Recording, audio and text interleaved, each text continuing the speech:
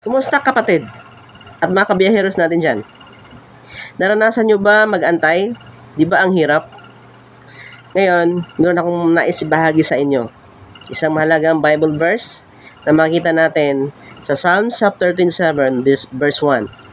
Sabi ng Bible, "Wait for the Lord, be strong, and let your heart take courage. Wait for the Lord." Mga kapatid, totoo nga naman, ang hirap mag-antay ng matagal. Diba? Sabi doon, malapit nang darating ang Panginoon. Ba't ngayon hindi pa? Diba? Patandaan natin mga kapatid, habang tayo po nag-aantay sa Panginoon sa kanyang pagdating, maging courageous tayo. Okay?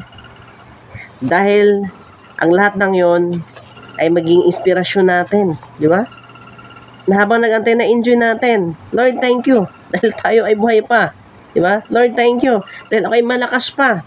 Punong-puno ng biyaya at energy. Diba? Mga kapatid, waiting on the Lord is it can be help you, okay, to have faith. Diba? Magkaroon tayo ng sapat ng pananampalataya. Patient. Yung pasensya natin humahaba. At patuloy tayo magtiwala, trusting in God. Diba?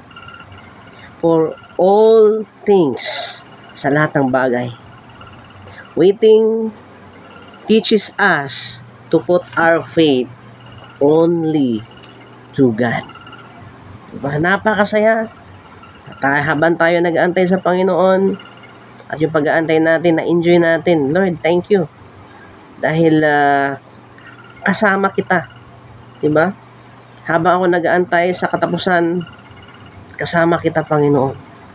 At hindi ako magsasawa, papurihan ka at pasasalamatan. Amen?